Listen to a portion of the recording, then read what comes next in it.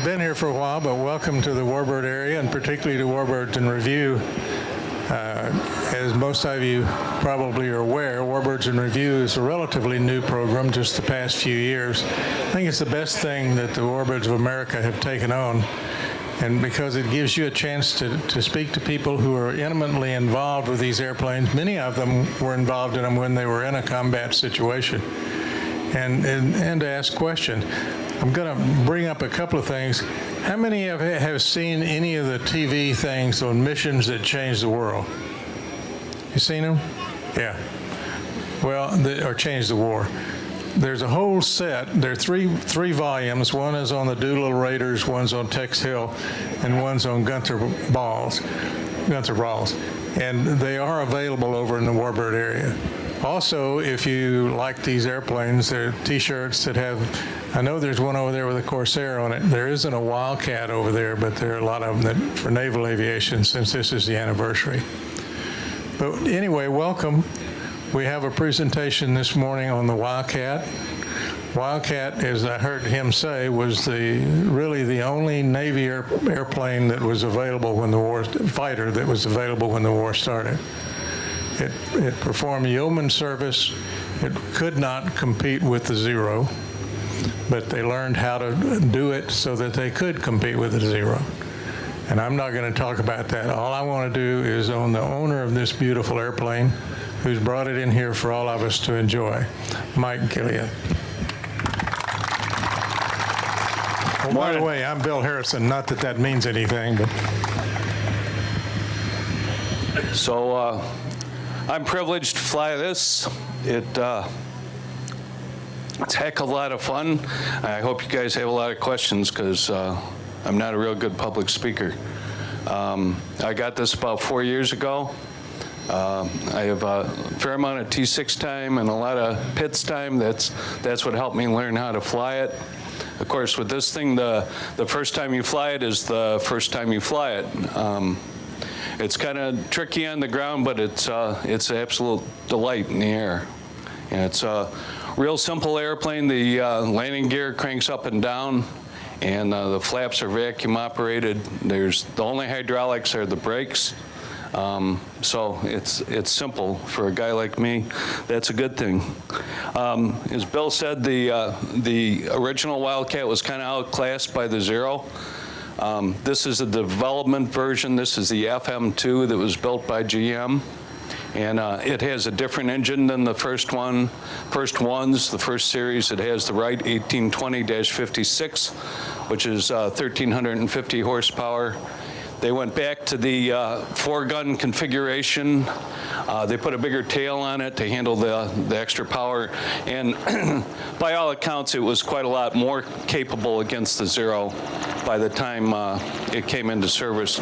And of course, the quality of the Japanese pilots was very diminished by the time it was in service. So this one's painted in the markings of a observation squadron. Late in the war, they decided it'd be better to put the guys in something like this than have them running around in an L-19 or some other small, slow airplane. This could defend itself, and the guys proved to be remarkably effective. The other big use for this was on the escort carriers, because it's so much smaller than the Hellcat or the Corsair. They could get a lot more of them on, and it proved to be very effective both in the Atlantic and the Pacific. The Wildcat was built throughout the whole war in one series or another, and all the Allies used it. You know, the Brits never did make a seaborne fighter that was worth a damn until they came up with the Sea Fury. So they liked it quite a lot, and I do too. What did the Brits call it? They called it the Martlet. Yeah. I think the first Japanese airplane shot down from an aircraft carrier was shot down by a Wildcat, and I can't remember the guy's name right now. He ended up being a very famous British test pilot. I'll bet you a bunch of you guys know his name. But he really liked the airplane, and it was far superior to anything they had. So, anybody got questions? Like to land in a very close couple of years. It's really a handful on the ground. I'm very cautious with crosswinds. My friend Mike Burke did a lot of coaching. I actually got a wingtip a couple years ago down at Sun and Fun. The drill is that you take off and land, at least I do, in a 3-point configuration. And the first thing you do when you get it down on the ground is scrub off the flaps, and it kind of settles down on the gear. The tricky thing about this is that the oleos are really soft, and so the airplane will lean whichever way it chooses into the wind. And you can't do anything about it with the ailerons, they're too small. So you just have to discount the lean and keep it going straight. So you might be going down the runway like this and it feels weird as hell, but as long as the airplane's going straight, you're in good shape. And you know, the thing was designed to land in 35 feet on a boat, so it's not very happy on a hard surface. Sir? The wind pull system, manual or automatic? It's manual.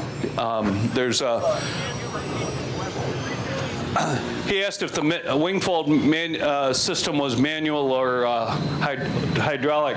There's a crank in here that pulls a pin out, and then a taller guy standing on the wingtip kind of walks it back, and then it's tied off to the tailplane. But it's strictly manual. How many veterans do we have in the audience? Oh, that's great. Just interrupt just 1 minute to thank you all for your service and remind you that the medals, like the one I've got on, are available for the veterans over there and at that little kiosk over next to the Orange Tower. And then tomorrow, Friday at 2:30, the veterans will march from here down to Show Center. So don't forget it. We'd love to have you. Go ahead. I'm sorry, Mike. That's all right.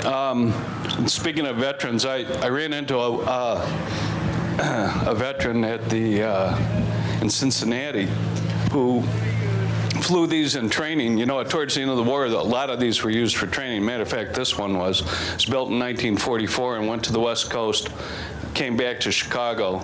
But he trained on this airplane, and then they sent him out to a boat.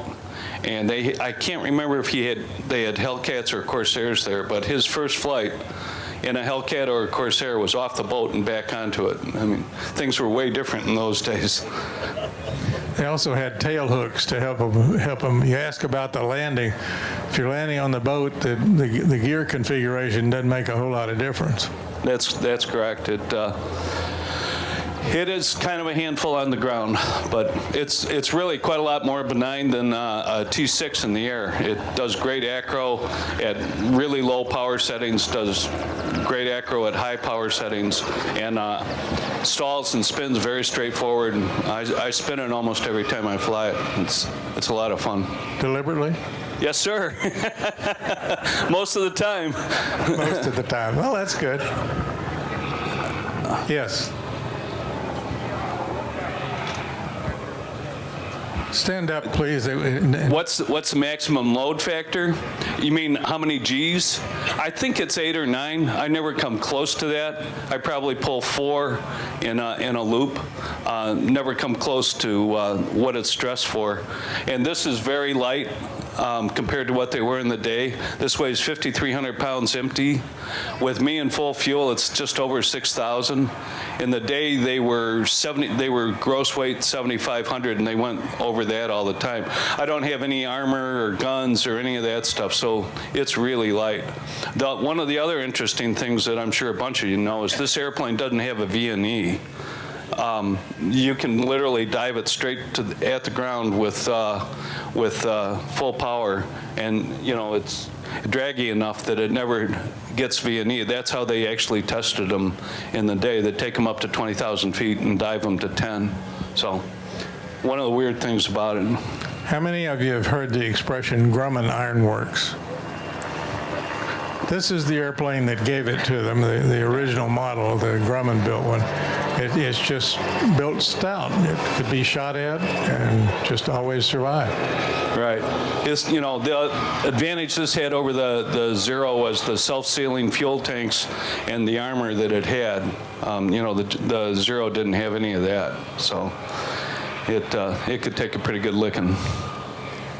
Anyone else? How many were built? I think there were, if I remember correctly, there's 5,000 that GM built of the FM2. It's kind of interesting. Grumman only built one. I think they called it the XF8 or something like that. And then they gave it to GM, and within 8 months, those guys were building them faster than Grumman ever did. I don't know how many, I can't remember how many Wildcats were built during the war. My son could tell you, but he didn't make it. Yeah. Sir, Mr. Greenhill. You would see these airplanes take off to the carrier and porpoise to get the gear up. Do you have that problem, or do you porpoise it to get the gear up? Well, I've never watched myself take off, but I don't think I do. It is kind of interesting because being relatively short and having short arms, I have to leave the harness, my shoulder harness, loose so that I can lean forward to get enough leverage to get the gear up, and you have to keep it below 100 knots, or it gets really hard with the air load. And you don't ever let the handle go. You either get it all the way up or you get it all the way down. Well, you know that. I mean, you've got the same thing in the duck, but. It can freewheel and go all the way down and break the chains and the gearbox and all of that, and then you've got a problem. Sir. You mentioned exactly what I was going to ask. There's some rumors out there that somebody had their chains break lately. Right. I hope you've never had that problem. And what would cause that? Are you just wear on the chain? Are you trying to keep that greased all the time? Well, it's kind of an interesting question. Greg Shelton's the guy who's broken the chains a couple of times now. And one of the interesting things we found out was that the chains actually came from Coney Island. You know, the plant was out that way, so they used chains that were used on the rides. And Greg flies a pretty aggressive routine. He pulls a lot of G's. And then I think that the chains have been replaced probably on his airplane a couple of times. I think mine are original, and there's no master link. It goes right into the whatchamacallit, you know, the slack adjuster or whatever you want to call it. It's just pinned in there. There's no master link, which I think is the weak point. And it's not a high stress deal, you know. Up and down isn't that hard, and the chains are pretty big. So I'm staying with the originals. We inspect the hell out of them, and it's self-lubricating. Well, you can see there's some of the fluid. So I don't worry about them too much, but we look at them real hard. And you know, you can see them real clearly on the pre-flight. Mike, how much fuel does it carry? I carry 126 gallons, which is good for maybe 3 hours. At 2 hours, I'm really looking hard to find some place to get on the ground. In the day, they carried 200-gallon drop tanks, but if you think about the guys launching off the boat, you know, 17, 18, 19 years old with going out 200 miles and then having to find the boat, you know, gee whiz. Does this one have a place for the catapult harness? Yeah, there's a hook right under here that you know, that put a bridle on and shoot it off that way. Yes, sir. What were some of the tactics that World War II fighter pilots used against the Zero? Could this outdive a Zero? I believe it could outdive it. The main thing they came up with was teamwork and the notion that they weren't going to turn with them. They weren't going to dogfight. It was going to be in and out. Because if they tried to turn with the Zero, they were toast. But they developed the thatch weave, which I'm sure most of you have read about. You know, what our guys did was take kind of a bad situation and make the best of it. Do you know what the thatch weave is? Anybody not know? you're knowledgeable. Yeah. Anything else? Yes, a question up here about what's your fuel consumption generally in cruise? It's around between 45 and 50 gallons an hour, and that's at 29 inches and about 1900 RPM. That yields usually around 200 knots of ground speed. And now if I'm pushing it up or flying an air show routine, it's quite a lot more.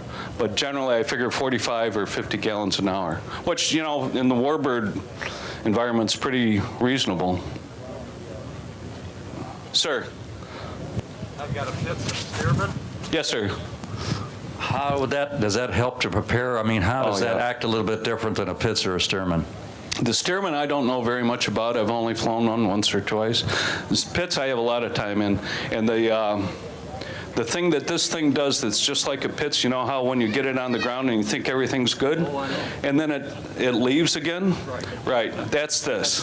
That's this. So I think the Pitts time is really a big help in this airplane. I mean, you just have to keep it straight. So I scrub the flaps off right away, and I get hard on the brakes to get it down to walking speed just as fast as I can. The problem with that is that because I don't have a tail hook and the radios and the remote compass aren't in the back anymore, I've got 38 pounds of lead all the way aft, but even so, it's pretty tail light. So if you get on the brakes, you know, that's a bad thing. Forward visibility is your forward visibility pretty good? You know, on a 3-point in the Pitts, No, it's gone. It's real good all the way down, and you can make a really steep approach, you know, which is really nice. But the minute you flare for landing, it's gone, and that's where you learn. You know, you don't look to the sides. You just right down the middle and try and keep everything the same. Yes, sir. How much do you have to reduce your power because of the low octane ratings? Well, the airplanes. The 1820-56 was used in a lot of airplanes. It's still used in the T-28s. Higher marks, you know, they're 75s or 80, I don't even know. But they're rated for a lot more horsepower, and they up the manifold pressure that you can pull. The red line in this is 46.5 inches and 2,700 RPM, and I'm not too shy about going there. I usually pull someplace between 40 and 46.5 inches on takeoff, and if I'm screwing around or doing an air show, you know, I'll pull 40, 42, 43 inches. It doesn't seem to bother it. You know, my theory is that these engines were built to run, and I run it. Sir. Do you know much about the history of this aircraft between World War II and nowadays? What I know is that it got mustered out in 1946, and as far as I know, it disappeared for a while. I think I saw it when I was a kid at gas stations around Pewaukee Airport in Chicago, and I might get some verification of that later on. It was rebuilt by WorldJet, I think, or someplace in Colorado in 1989. And then a guy from England, a collector from England, bought it and took it over there and painted it. I met those guys here on Tuesday, and they had it for about 15 years. Some of it in storage. They only flew it 4.5 or 5 hours the whole time. Came back to the States. Sam Tabor put it together. It was sold to a guy in California who had it ferried out to Phoenix, where it sat in a museum for over a year. He never did anything with it. And then we bought it, and we've had it since, I think, 2007. When I started flying it, it had 47 hours on the 1989 restoration. Yeah. Sir. Sorry to keep asking you questions. No, it's good. The brakes I've heard are kind of you've got maybe 1 or 2 applications like the DC-3 I fly. Right. Is that kind of the same way? Well, if you probably can't see, but I've got red line brakes on it. I thought so. I never had to fly it with the originals, which I guess are just god awful. They're Dodge truck brakes or something. And you know, the first thing that happens when you start it is they get lubricated real good, and so they're even worse. But the red lines are great. This airplane in any kind of big wind is a pain in the to taxi because it's either a locked or a free swiveling tail wheel, and you have to use brakes. It's the only way to taxi. So the red lines are a great investment. T6 or this is just fantastic. Questions are good. Keep them coming. If you have a question, raise your hand and he'll bring the mic over for you so everybody can hear it. How many hours is your engine good for, do you think? It's a great question. The 1820-56, the Wright engines in general, I think are much more highly stressed and much more of a concern than the Pratts. What people have told me is that if you get past about 50 hours with this engine, you're in pretty good shape. That it's liable to last you a long time as long as you take care of it. And I've got about 290 hours on it now, and I suspect I'll be able to get 800 or 1,000 hours out of it if I take good care of it. And I've got a scavenge system on it and a pre-oiler, and I try and fly it about once a week. I think that's more important than anything, and so I'm hoping for a good long time. This same engine was, as somebody pointed out, was used in a lot of different airplanes, and it has different power ratings. Initially, it was at 800 horsepower, I believe. Something like that. When it first started, and the final ones were 1,525 horsepower. So Right. It has a lot in the bag. Yes, sir. Have you had any contact with World War II pilots who have flown this, and specifically Rear Admiral Whitey Feitner, who was credited with 9 kills in the F-4F, and then a bunch more on Guadalcanal he didn't get credit for because he was battling with the Marines. Yeah. He's living in Washington, D.C. now. He's a Dedalian and a good friend of mine. I haven't had the privilege of meeting any of the guys that flew it operationally, especially in the early part of the war. I've read all if they wrote a biography, I read it. I'd love to meet him. If you do get to Washington, I'll leave my card and you can Please do, sir. get hold of him, yeah. Sir, Daryl, where's your brother Daryl? Mike, when you decided to acquire a Warbird, why the Wildcat versus some other type? Well, I've always kind of leaned towards the Navy for one thing.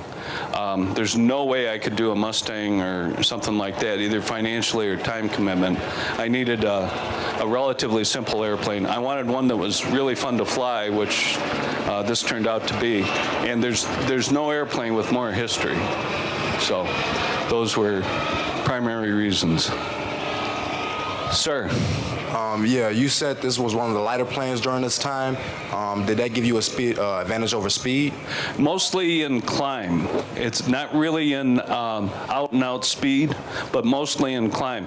What the designers and what the Navy was looking for, especially when the kamikazes started, was an airplane that could get up to altitude and intercept them as fast as humanly possible. And so that's what the lightness got with this airplane. They could get up really fast. When I take off, I see 3,500 feet a minute for a long, long time. It's, there's a 2-stage supercharger in it, but I don't use it. It's one of those deals where if you don't use it all the time, it goes south on you. And the engine guys say, just leave it alone. I hardly ever fly it above 10,000 feet anyway, so I don't use it. Sir. It's painted. Too close to speakers. Painted for observation. Is that a pod underneath for a camera? No, that's just where the fuel sump comes out, and the white one back there is just an old ADF. I don't think they ever did. It was just, it carried guns, rockets, bombs, all of that stuff, but they never tried radar or anything, as far as I know.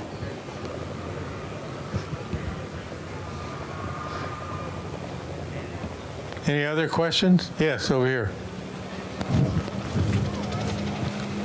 How many other flyable Wildcats are there right now? I think there's maybe 10 something like that in the United States, and maybe 15 worldwide. I think I heard yesterday there's one of the F4F versions, you know, the stiff-winged with the Pratt engine in it, which would be very rare. But I think there's only 10 or 15. There's a guy down in Texas that's rebuilding two, and you know, they kind of come and go, but not many.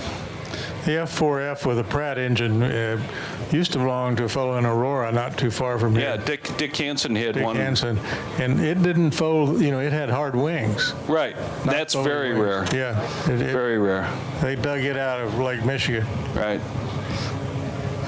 Sir. I know, I'm going to be a pain.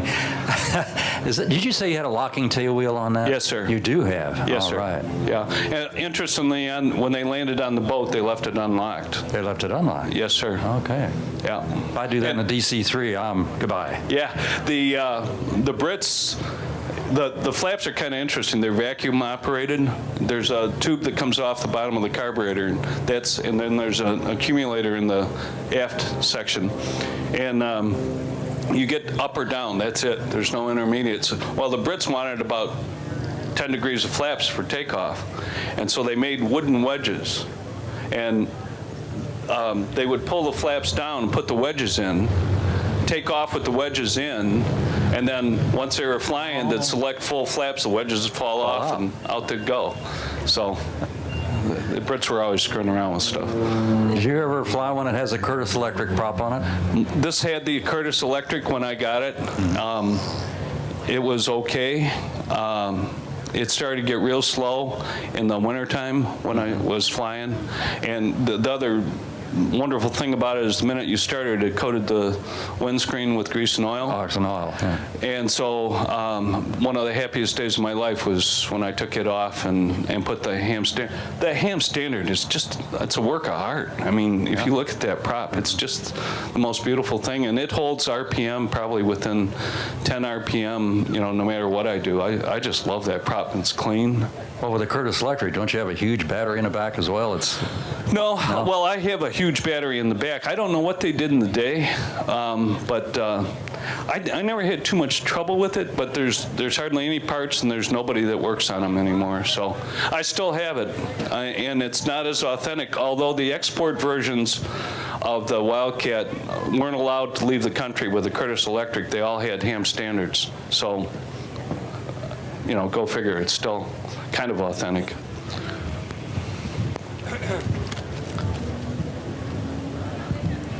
How many minutes or seconds would a load of machine gun ammunition last in this airplane? Boy, I can't tell you. I know that our guys, when the development versions of the F4F came out, they had folding wings and they went to 6 guns. And that was because the Brits wanted 6 guns. Our guys were very unhappy about that because it made an already underperforming airplane even heavier. And the other thing they were really unhappy about was that they couldn't carry nearly as much ammunition. And so it went from being okay to being really not very good at all when they went to the 6-gun configuration. And it wasn't very long even in the best of times. The other interesting thing to me anyway about the guns is that they're keeping it simple, and the guys had handles to cock the guns inside, and they were basically just cables that ran out to the guns. It wasn't electric or anything like that. They'd pull up on the handles, and that's how they cocked them. Another interesting thing is in training, you know, in the pre-war days when things were really tight for the Navy, when they went out to shoot at targets and sleeves or whatever, they'd only give them about 12 rounds. And you know how everyone says now you train like you fight and you fight like you train. Well, they trained with 12 rounds. They found out when they filled the trays up to actually go fight, if they pulled any negative, they'd get a jam. And our guys were not happy about that. You know, they'd be in the fight and have a full load of ammunition and couldn't shoot. So. Other questions down here? Anybody? So you know everything about a Wildcat. That's good. Yeah. Hey, another question. You know, if you're at altitude and you got a problem, how do you get out? You have to slide the canopy back, and although you can make it disappear, I mean, but basically it's going to slide back and either go off the airplane or just be in its position. But then you jump out. That's it. Well, you could roll it over. You know, it kind of would depend on what's going on. I hope I never have to figure that out. Have you been thinking about it? I think about it all the time. I'm one of those guys, you know, you see the guys that get in and put the straps around them when they get in. If you talk to any parachute guy, he will tell you that is the wrong thing to do. You stand up, you put the parachute on, you get in the airplane, and then you do the same thing when you get out. That way it's programmed. You know, the last thing you want to do is take off the wrong straps when you're trying to get out for real, right? So, you know, you guys that are like my brother, lazy, you know, don't do that. That's dumb. Other questions? There's one back down there. Just a minute. Won't forget you. Young man down at the other end.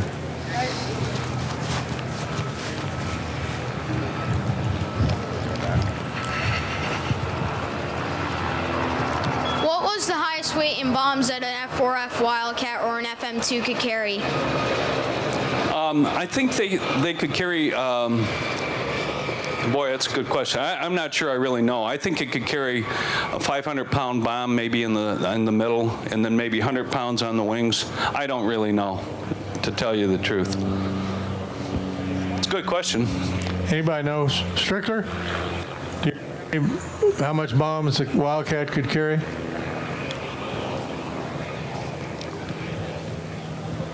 I guess he doesn't. Or he didn't want to tell you. Any other questions? What's VSO on the airplane? Two, huh? 500-pound bombs for anti-submarine. Okay, gentleman here says it carried two 500-pound bombs for when they were submarine patrol in the Atlantic, mostly.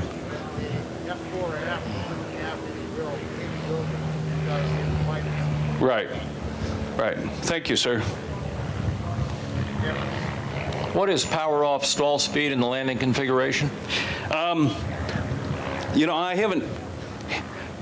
The airplane is very stable at 80 knots. You know, it's got to have good manners around the boat, so they made it so it would fly very nicely at 80 knots. The other day I was flying it and screwing around, and at altitude, I got it down in clean configuration, down to 65 indicated. And I was still able to make 360-degree circles at that. So it's pretty low. And at 80 knots, it's just as stable as can be. The go-around in this airplane is dead simple, I think, because the flaps are vacuum operated. If there's a big air load, they won't come out all the way. And if you have a lot of power on, you know, the vacuum goes away. So when I go around, and I've had to do it 4 or 5 times for real, all I do is push it up to 30 inches. I've got the prop set at 1900 RPM. I push it up to 30 inches, rotate. I don't touch the gear. I don't touch the flaps. As the vacuum goes away and the speed builds, the flaps kind of come up by themselves. I get back up to pattern altitude, slow down again, reduce throttle, the flaps come back out, I come in and land. It's a non-event, and you don't need huge amounts of power to do it. You know, hardly any right foot for that. You know, it's really benign. Now, in the day, you know, if the guys were full of fuel and bombs and all of that, it wouldn't have been that simple. But, you know, this is really quite nice. When you take off in it, the stick is all the way in the right corner, and your right foot is just buried. And it stays that way until you've got the gear up pretty much. Sir. So does that mean there's essentially no VFE for this plane because it doesn't matter, they just won't come down? Like flap extension speed? No, you're right. Yeah, it doesn't matter. The gear, what I do is get the flaps out someplace around 160, 150 knots. You don't even have to reduce power. The speed comes off pretty nicely. The minute I have the gear down and have looked at it, I select full flaps. It's kind of interesting because they aren't locked together and they come down like that and it rocks a little bit, and then there's indicators on the wing how far they're out. They're just split flaps, so and you just kind of watch, and they I turn final and they're all the way down. That's cool. I've had to do, my friend Greg Morris has had to do a couple no-flat landings, which aren't much fun. It's no big deal, really, except it's really, really flat and uncomfortable. Other questions? Yes. Down here. Can you tell me what the horizontal thin white stripe on the tail is for? It was a squadron marking, and if my son was here, he could tell you. I can't. The windshield apparently is thicker to withstand pressures. I wonder if that is designed for the speed of a dive, or is there any armor protection in that windshield for flak or anything? Yeah, the windshield is that's for armor. It's so that it doesn't. It's supposed to be able to take a .50 caliber, I think, but that's the only armor that's left on the airplane. Somebody over here was trying to get a question in. Right there. Bess.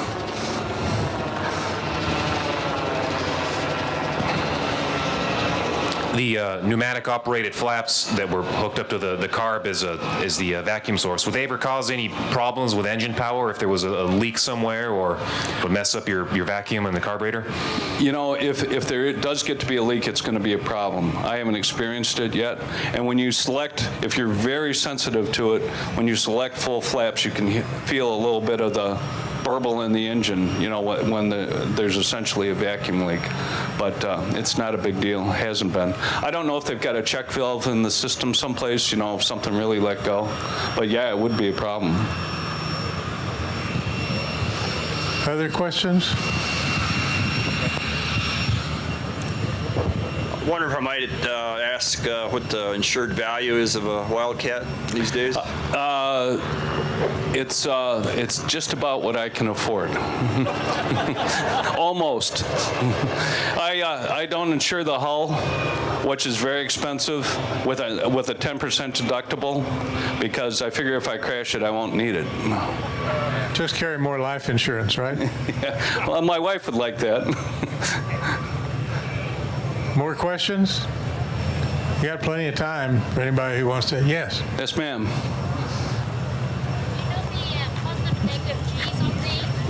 Hold it just a minute so everybody can hear your question. All right.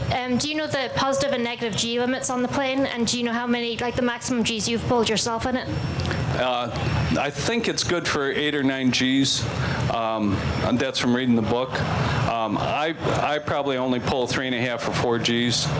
It was built in 1944, and even though it's only probably got 500 or 600 hours on it, it is not an acrobatic airplane. Right. It is not like an extra. The acro I do, the demonstration I do, is warbird aerobatics. They aren't round loops. You won't see anything negative. I don't pull it that hard. Don't need to. The short wings keep the G loads down too. Yeah, although I've never, how you pull in a T6 or something like that and you can feel it getting ready to go. I've never really felt that in this thing. Good. If I go home, all they're flying today, I think, is jets, right? Yeah, today's jet day. It's going to be boring because it's just jets. They don't even know what to do with their feet. No, and it's air conditioned. What's up with that?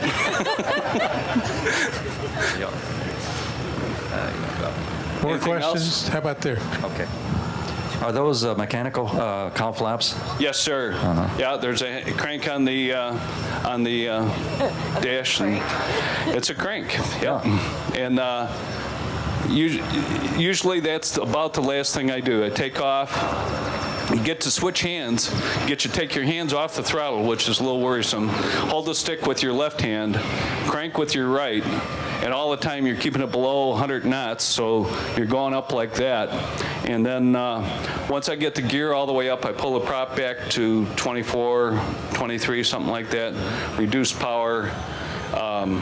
If I'm going someplace or not screwing around, then I'll pull it all the way back to 30 inches, and then I can go to auto lean, and then you trim it out, take a look at the cylinder head temp and the oil temp, and then probably crank the cowl flaps closed, and that's the last time you have to mess with them.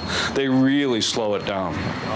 Yeah. Thank you. Sure. You have to crank the gear down as well as... Yes, sir. It's a lot easier going down, isn't it? It's a lot easier going down. That's where you really don't dare let go.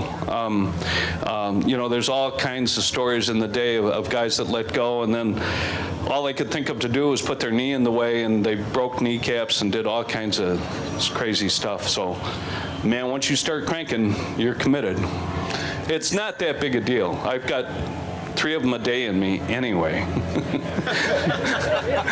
This is just to remind everybody that this is really a transition airplane. This was originally built with 2 wings, the F3F, right, and it had a biplane, and then they decided nobody was going to buy biplanes anymore, so they put the wing, and they put it right in the middle of the fuselage. Right.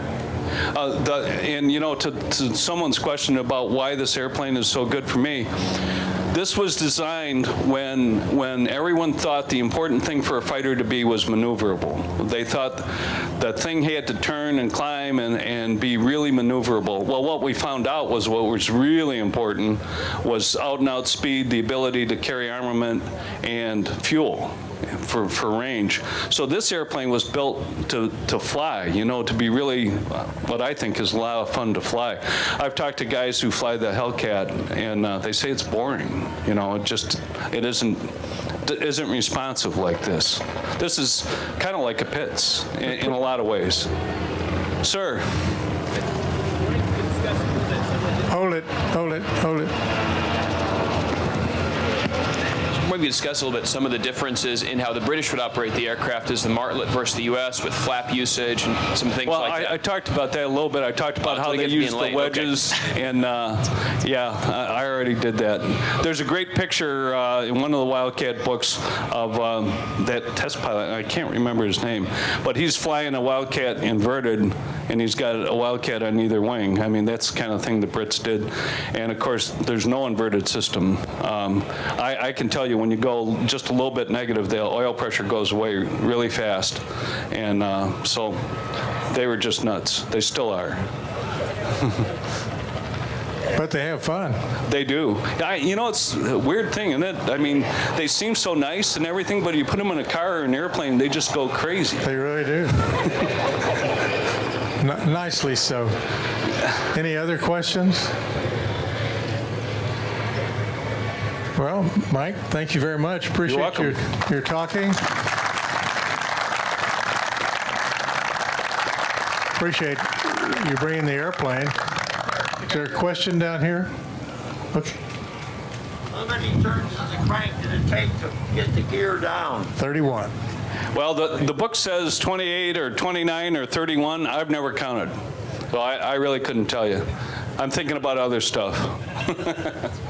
Do you unload it a little bit on takeoff? No, some people do to get the stress off the chain. I don't want to get the airspeed, and I want altitude. You know, I'm going for that. Everybody has a little different technique. Right. We do have a Wildcat that races at Reno. Yes. I think they cheat. I do too. But it just, you have to get 300 miles an hour to qualify. And it's usually 300.6 is what he usually But everybody gets. Loves to see it fly, so they make kind of an exception for it. One year he was flying, he would cut across the middle of the course. Yeah. Get ahead of everybody. What difference? They give you a penalty, so what? Yeah. Any other questions? Yeah. I was wondering, in the event that you do let go and the chain breaks, I mean, I know an obvious consequence is you can't bring it back up again, but do you still land like that? No, most likely it will break something in the structure here, and one gear will be completely broken. That's what happened to Greg. It was kind of leaning back like that. Now the good thing is, Grumman Ironworks, you're probably not going to hurt yourself.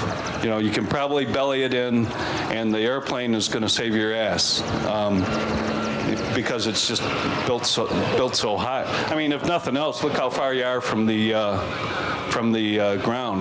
Now, I am sitting on 126 gallons of fuel, but it's actually protected by a lot of structure. So, question over here, yes? Yeah, what was that you were saying about the Brits? I said I really like them. But they're crazy. But you put them in a car or an airplane and they go nuts. And Bill said in a good way. Yeah, very good way. Yeah. Did you ever know Dick Foote? I didn't. I never had the privilege of meeting him. Dick Foote used to be a Warbird member. He's gone now. But he was the production test pilot for Grumman. And he flew almost every Wildcat built. Right. He used to come to Oshkosh. He had a gear problem. Could not, the chain broke. But he had a true skeg underneath it that was for the catapult. Oh, really? Yeah. And he landed it down in Fond du Lac on the skeg, and all he got was prop blade. Yeah. It just, it was beautiful. Yeah. The simpler the airplanes, the better they survive things like that, frankly. Right. I think. Anything else we'd like to cover? Yeah, this afternoon we're doing a Corsairs, which really was one of the ultimate World War II Navy airplanes. Well, this was actually. Well, late in the war, it was one. Okay. It's. I want to tell you how much we appreciate you guys coming. I hope you enjoy Warbirds in Review. Connie Boland started this about 7 years ago, as I said. She's done a great job. Makes it fun for those of us who get to talk about things we know nothing about. And so, anyway, thank you very much for coming. And the Warbird merchandise is right over there. They have the DVDs that I was telling you about. They're really good. It's well worth it. And there are a lot of other things. Get T-shirts, buy tickets to whatever. Anything else? If not, thank you very much.